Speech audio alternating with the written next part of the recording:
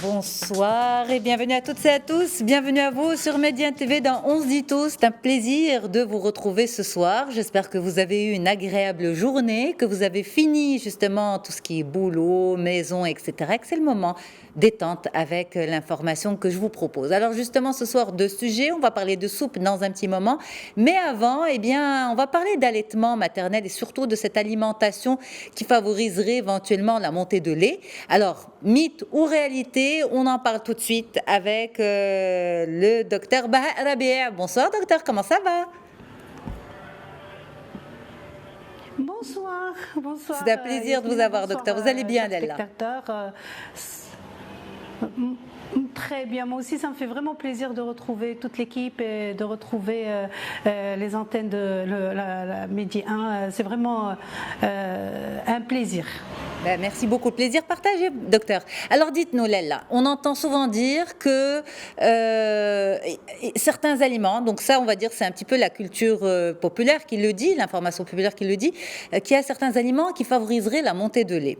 Est-ce que c'est vrai ou finalement le corps de la femme est naturellement programmé pour cette montée de lait?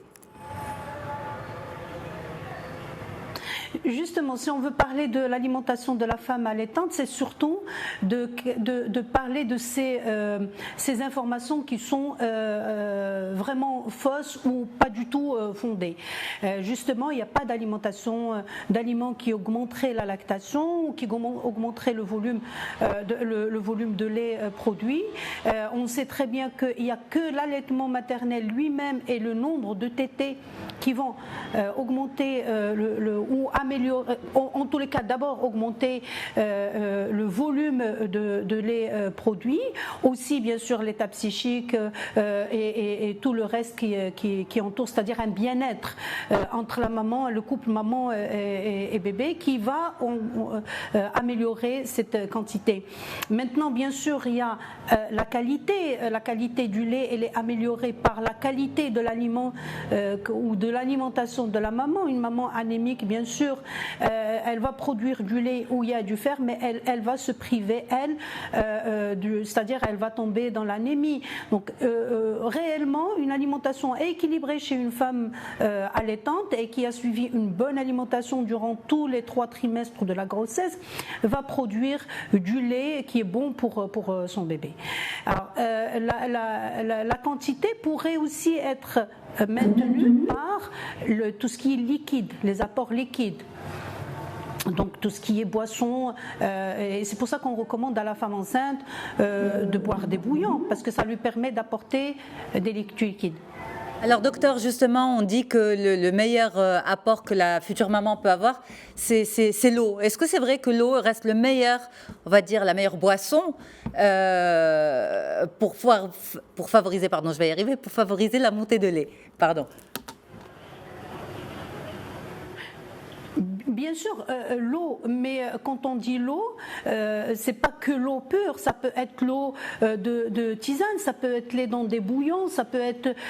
L'essentiel, c'est que ce soit pas de l'eau avec du sucre rajouté ou des produits, c'est-à-dire pas les jus, pas frais. Donc l'eau, bien sûr, ça reste toujours le meilleur aliment, mais si c'est des tisanes, si c'est des bouillons, si c'est des soupes, c'est aussi efficace que de l'eau, c'est-à-dire il faut mélanger, il ne faut pas que la maman tombe aussi dans la routine que de l'eau. Il y a des femmes qui ne supportent pas de boire beaucoup d'eau, donc il faut leur trouver des alternatives qui sont aussi équivalentes que l'eau.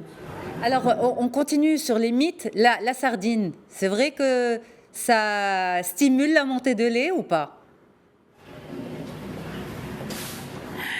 Il n'y a aucune donnée qui montre que la sardine augmente la quantité de lait. Par contre, la sardine, elle va améliorer la qualité des lipides présents dans le lait. On le sait très bien. Pour le bébé, c'est important d'avoir des lipides et des bons lipides pour le développement du cerveau, pour le développement de tout ce qui est sensoriel. Donc, le fait d'apporter des bons lipides pour la maman, automatiquement, ça va apporter le meilleur pour le bébé. Donc en fait, si je comprends bien, professeur Baha, tous les laits ne se valent pas en fait, puisque la qualité de lait peut être améliorée par l'apport alimentaire de la maman. C'est-à-dire que la composition initiale du lait, enfin la composition du lait maternel, n'est pas la même pour toutes les mamans. Oui, elle n'est pas la même pour toutes les mamans, mais l'apport de base, il est le meilleur aliment pour le bébé. Donc, c'est-à-dire même chez une maman qui est en carence, le lait maternel reste le meilleur aliment qu'elle va donner à son bébé. C'est une évidence. Maintenant, bien sûr, on peut améliorer la qualité du lait par des aliments qui vont améliorer la qualité. Comme je vous dis, si j'ai une maman qui est anémique, c'est le bébé qui sera servi d'abord. Et après, c'est la maman qui va souffrir d'une anémie. Mais par exemple pour les lipides, c'est vrai que si la maman elle est bien nourrie par des lipides qui sont de bonne qualité, bien sûr ça sera disponible dans le lait pour son bébé. Mais le lait de base, même chez une maman qui est carencée, reste, et j'insiste sur ce point, reste le meilleur aliment à présenter à un bébé.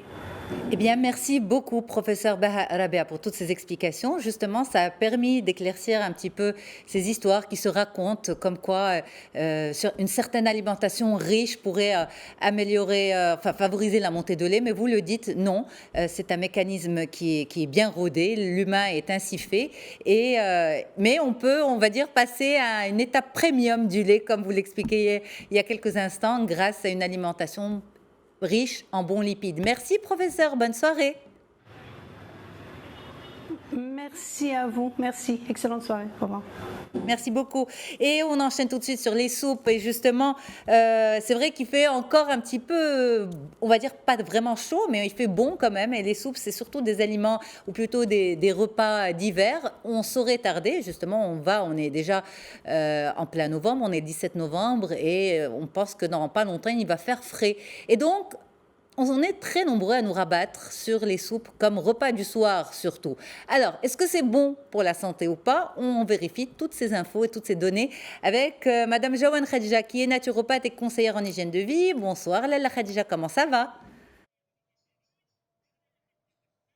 Bonsoir Lalla Yasmine et bonsoir toutes les personnes, hommes, femmes, qui nous rejoignent. Merci beaucoup. Alors, vous, justement, vous nous parlez depuis Marrakech, en direct de Marrakech. Il fait quel temps chez vous? Est-ce qu'il fait chaud encore? Oui.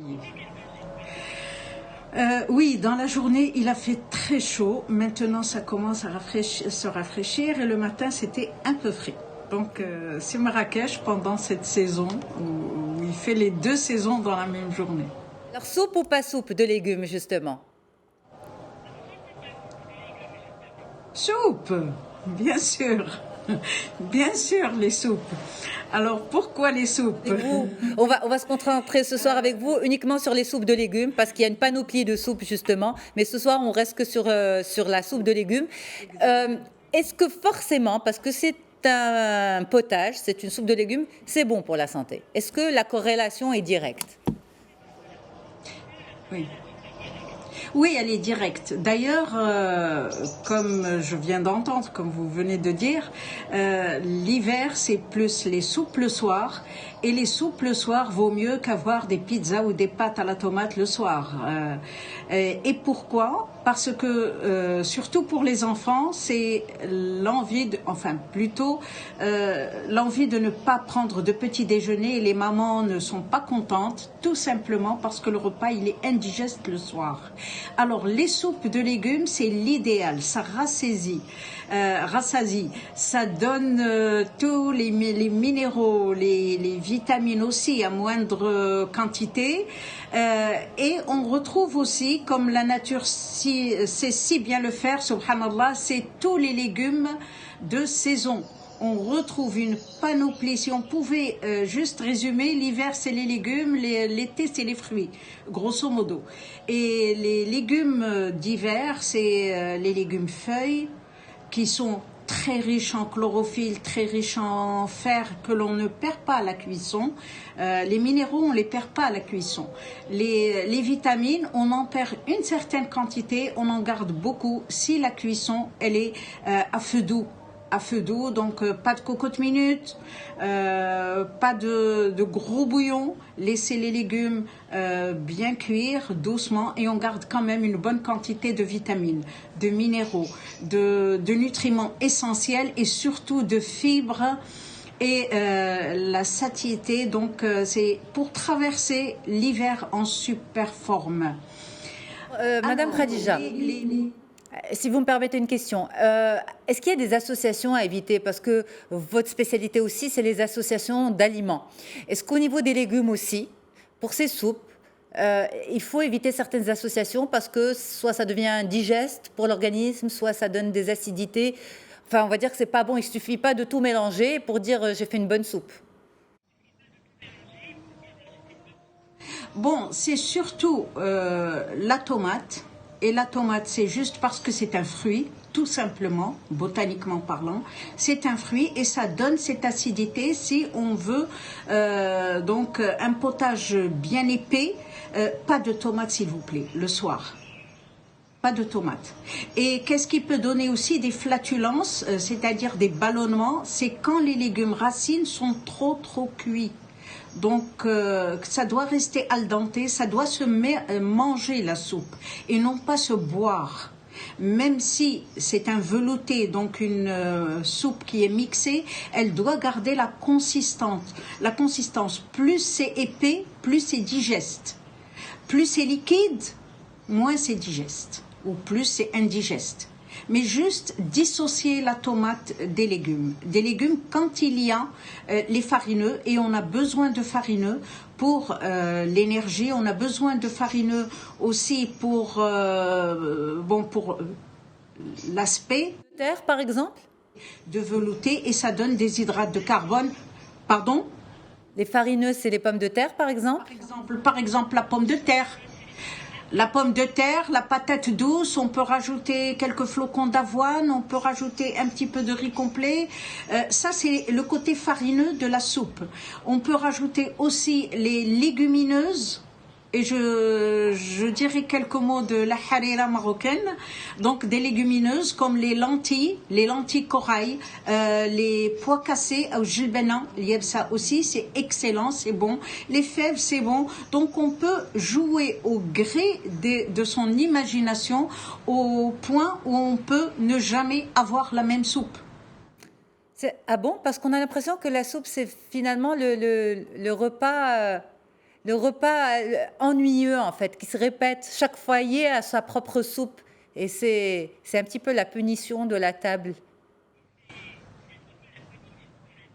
Ben non, là c'est d'abord il faut quand même ajouter un ingrédient extraordinaire, c'est la joie de le faire, l'amour de le faire et laisser libre choix à son imagination dans sa cuisine.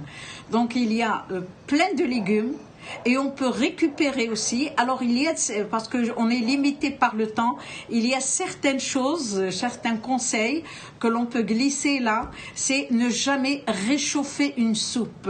C'est-à-dire ne pas la prendre le lendemain parce que ça donne des ballonnements. Les légumes racines, si c'est trop cuit, ou recuit comme la carotte, le navet, la courge, la carotte, le navet, la pomme de terre, quand c'est recuit, donc ça donne des ballonnements et c'est dommage. Sinon, bon, par exemple, on peut faire des bouillons de légumes à congeler. C'est très très bien. Un jour, on met des bouquets garnis, du laurier, du cerfeuil, du céleri et on laisse avec des clous de girofle, pourquoi pas de l'oignon et on laisse cuire et recuire et on enlève les légumes et on laisse réduire. Et quand on laisse réduire, on met dans les petits bacs de congélation et à l'occasion, on sort un bouillon cube de légumes, c'est extraordinaire. Donc, ce que l'on peut mettre dans une soupe, et ça change de l'odeur, enfin du parfum, ça change de la consistance, ça change au niveau du goût aussi, c'est les champignons, c'est le céleri, le crabe, c'est le gingembre, c'est tout ça que l'on peut rajouter aux soupes, les épinards. Par exemple, toutes les légumes feuilles, salq, ou les blettes. Donc, et là, on ne peut pas avoir la même soupe, le même potage tous les jours. Par exemple, de la courge, lentilles corail, patates douces, c'est juste très très très bon. Les potirons, c'est la saison, c'est légèrement sucré. Quand un légume est légèrement sucré, on peut rajouter de la cannelle et on peut réellement improviser une soupe, un potage, impliquer les enfants, pourquoi pas.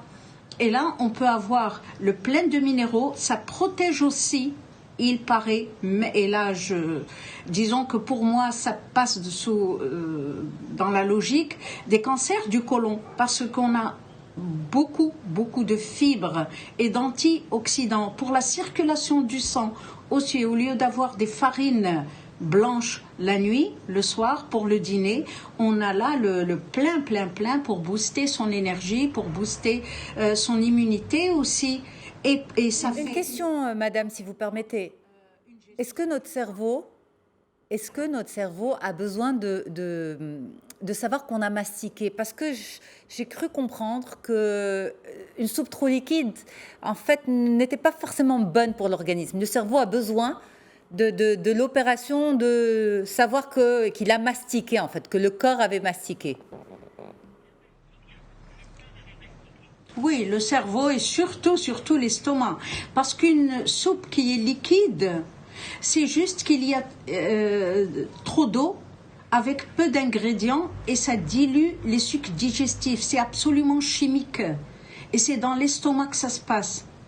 Et quand c'est comme si on mangeait et on buvait en même temps, on se retrouve avec l'estomac plein d'eau, les sucs digestifs dilués. Donc plus la soupe elle est épaisse, plus on la mastique. C'est pas seulement un mécanisme qui est au niveau du cerveau. C'est la prédigestion au niveau de la salive. Il y a des enzymes de la prédigestion et le plat, il arrive, donc le bol alimentaire arrive à l'estomac prédigéré. Et là, bien sûr, il en profite pleinement. Ce n'est pas seulement quand on avale, quand on boit, on crame un petit peu une phase de la prédigestion au niveau de la salive. La mastication, ce n'est pas seulement mécanique, c'est mécanique et chimique. Et l'estomac n'a pas de dents. Comme on répète aux enfants, il faut qu'il ait son bol alimentaire prédigéré et non pas à digérer complètement ou à broyer. Il n'y a pas rien pour broyer, donc ça donne des acidités parce que ça fermente. Donc c'est vraiment très très très logique comme étape. Et ils sont bavards, vos oiseaux, Madame Jaouane Khadija? Ah oui, oh Plaisir, ça fait, au contraire, ça crée une belle ambiance.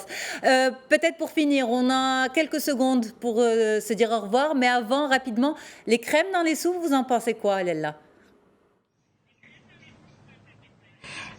Bon, on peut rajouter des crèmes soja. Il y a des gens qui ne le tolèrent pas. Il y a aussi du lait de coco.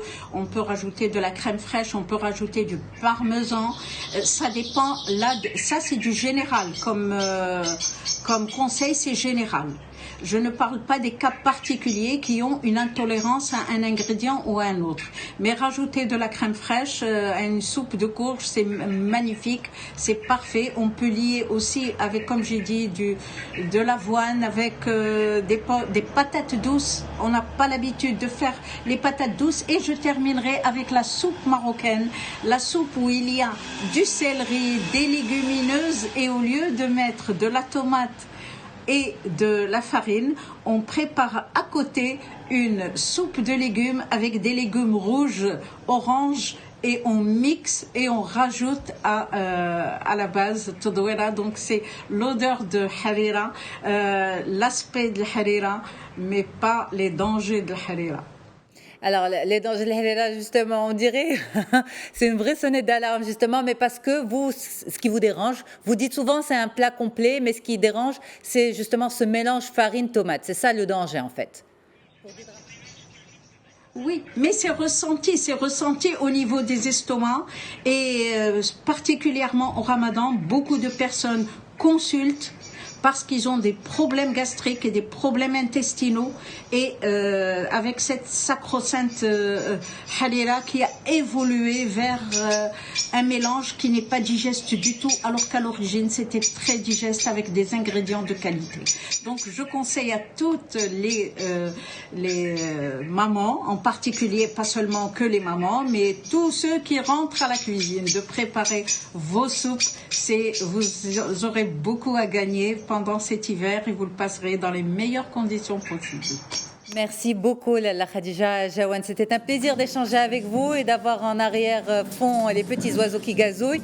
Rendez-vous ce soir à 22h30 pour la rediffusion. Et puis, on se dit à demain. Au revoir.